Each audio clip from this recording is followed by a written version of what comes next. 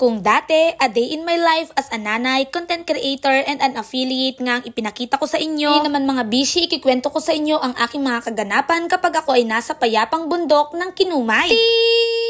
Hello mga bishi! Napakasarap talagang manirahan sa bundok kasi gigising ka na lang sa huni ng kuliglig at tilaok ng manok. Araw nga ng Martes ngayon at sobrang aga ko ngang nagising. Ang una ko nga sanang gagawin ay magdilig ng tanim na sitaw dito sa tabi ng aming bahay. Ang kaso mo bishi, sobrang giniginaw talaga ako dahil napakalamig dito sa bundok. Kaya naman nagsaing na lang muna ako at ang gamit ko nga pala dito ay rice cooker. Mayroon namang kalan dito na diuling pero hindi ko nga muna yun ginagamit kasi wala pa naman ako masyadong niluluto. Salang ko nga ng aking sinaing, isinalin ko naman yung aking pinalamig na pinakuloang tubig. Eto nga mga bishi yung aking iinumin. Ang hirap pa kasi kapag galing pa sa baba yung aking tubig, mabigat din yun sa motor. Kaya naman ang ginagawa namin, nagpapakulo kami ng tubig tapos papalamigin, saka mo pa lang siya iinumin. Dahil nga sobrang aga kong nagising, ang una ko talagang plano ay magdilig nitong tanim na sitaw dito sa tabi ng aming bahay. Kapag tingin ko nga ng lupa, medyo mamasa-masa, kaya cultivate ko na lang ito. Nung dati nagtuturo ako sa Del Mundo, gumigising talaga ako mga bishi, alas 6 na ng umaga, tapos dire-diretso na yun, wala nang kwento, diretso pasok na. Nung naandito na nga ako sa Kinumay, mas maaga na ako nagigising, saka mas marami akong oras para gawin yung mga bagay na hindi ko kalimitang ginagawa sa baba. Sa bahay kasi namin, ang nagluluto ng umagahan ay si ate, kaya naman pagising ko, mayroon na kaming pagkain. Pero nung nandito na ako sa Kinumay, kailangan ko talagang kumilos. Hindi ako magsasaing, wala akong kakainin. Pero tuwing umaga mga bishi, hindi talaga ako kumakain ng kanin. Kung na nga ako sa pag-inom ng mainit na kape at pagkain ng tinapay, goods na ako dyan. Ako nga ay nagkakape, kausap ko nga ang aking asawa na papasok na rin sa kanyang trabaho. Nasabay ko na nga din dito ang pag-aayos ng aking sarili, katulad na lang ng pagkikilay at paglilipstick kasi hindi talaga ako mabuhay mga bishi na walang kilay at lipstick kahit ako ay nasa bahay lang. As in, tawag na nga rin ako sa CCTV dahil alam kong gising na ang aking anak at nagpapasalamat nga pala ako kay Tintin dahil palagi niyang inaalagaan ang aking mga anak kahit nasa malayo ako. Kampanting nga ako na kahit nasa malayo ako mayroong mag-aalaga sa kanila dahil nga yan kay Tintin at sa aking mama at papa, pati na rin sa aking mga kapatid, kaya salamat po talaga sa inyo. Yun na lang talaga, makabago ng panahon ngayon, kahit CCTV ay pwede mo nang tawagan. Nga sa pag-a-affiliate ko, kaya ako nagkakaroon ng mga ganitong CCTV. Gusto mo nga rin magkaroon ng ganito, ilalagay ko na nga lang yung link sa comment section. Natapos na nga akong gumayak, pumasok na nga ako sa school. Hindi ko na ipapakita sa inyo mga bishi kung ano mga pinaggagawa ko kasi syempre mayroon pa rin namang limitasyon itong pagba-vlog ko. Forward na nga tayo mga bishi, tanghalian na, kaya naman nagluto na ako ng aking pang-ulam. Mayroon na akong sinaing kanina, pang-ulam naman ngayon. At natatawa pa nga ako sa aking sarili dahil tanghali, pero ang ulam ko ay hotdog at itlog. O diba, nakakaloka. Masyado kasi ako nakampante na mayroon naman akong grocery kaya hindi ako nag-abalang bumili ng isda o karne bago ako umakyat sa bundok. Banggit ko nga din sa inyo na hindi naman talaga ako mahilig magluto. Mas okay pa na maglinis ako kaysa magluto. Pero kapag nandito ako mga bishi, kailangan talaga na matuto ako magluto. Natawanan nga ako ng aking asawa, bakit daw itlog at hotdog ang aking ulam? Sinamahan ko pa daw talaga ng sardinas. Dapat daw magluto ako dito ng aking pang-ulam para naman daw medyo masarap-sarap ang aking kakainin. Oh, ayun nga. So far, so good. Nag-enjoy naman ako sa itlog at hotdog.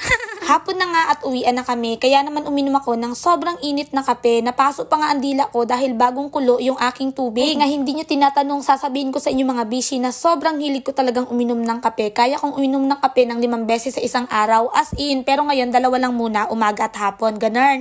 Tapos ko nga magmerienda, dumiretso na nga ako dito sa aming taniman ng sitaw. Eto nga pala ay itinanim ni Ate Miriam. Isa nga siya sa aming mga kasamang katutubo na naninirahan dito sa Kinumay. Sobrang hilig niyang magtanim mga bishi, kaya naman humingi nga ako ng mga punla doon sa DA at ibinigay ko sa kanya. Nakakatuwa nga dahil mayroon na akong katulong sa pagtatanim kasi sabi ko sa inyo mga bishi, kapag naandito na nga ako sa Kinumay, ang aking ngang unang gagawin ay magtanim para mayroon kaming pang-ulam. Alam nyo ba, kahit nasa bundok na kami, wala masyadong gulay dito dahil sobrang layo nung mga kaingin ng ating mga katutubong mangyan. Bukod pa nga riyan, ibinibenta nila sa ibaba yung kanilang mga kalakal. Tanong nga ako sa aking mga kapwa-guro kung wala bang nagtitinda dito ng mga gulay kasi ina-expect ko mayroon talaga kasi syempre bundok na ito. Sabi nga nila sa akin, wala daw kasi binibenta din daw sa baba nung ating mga katutubo yung kanilang mga tanim. Habang ako nga ay nagdidilig dito mga bishi, napansin ko na yung mga sitaw ay wala ng mga dahon. Yun pala, kinain ng kambing, nakaka-stress. Sa sobrang lawa kasi ng school, hindi talaga maiiwasan na mayroong makapasok na kambing. Pero magasuloy pa naman daw yun, sabi natin Miriam, kaya hinayaan na lang muna namin. Gabi na nga, medyo malamok kasi nagpausok sa likuran namin, kaya naman yung lamok ay nabulabog, nagpuntahan dito sa bahay, kaya naman naman nagsintin lang ako nitong katol. Alas 7 nga nung kumain na ako ng hapunan at kita nyo naman yung aking ulam, itlog, hotdog at sardinas na naman. Habang kabidyo call ko nga yung aking ate, siya naman ang tumawa sa aking ulam. Sabi niya, Anin, gabi na ang ulam mo, hotdog at itlog, kawawa ka naman. Sabi ko nga sa kanya, ay anong gawin, hindi nga ako nakabaon ng karne o kaya naman isda, kaya naman susunod na akyat ko, magdadala na talaga ako ng aking pangulam para mayroon akong mailuto. Sobrang bilis ng araw, gabi na nga mga bishi, kaya naman binitbit ko na ang aking mahiwagang anirola. Ayun lang, ganun lang kasimple yung aking pamumuhay dito sa bundok. O diba, simple pero masaya, napakatahimik at napakapayapa. O paano ba mga bishi, hanggang dito na lang muna. Maraming salamat sa inyong patuloy na panonood. Patuloy po sana tayong pagpalain ng ating pong may kapal.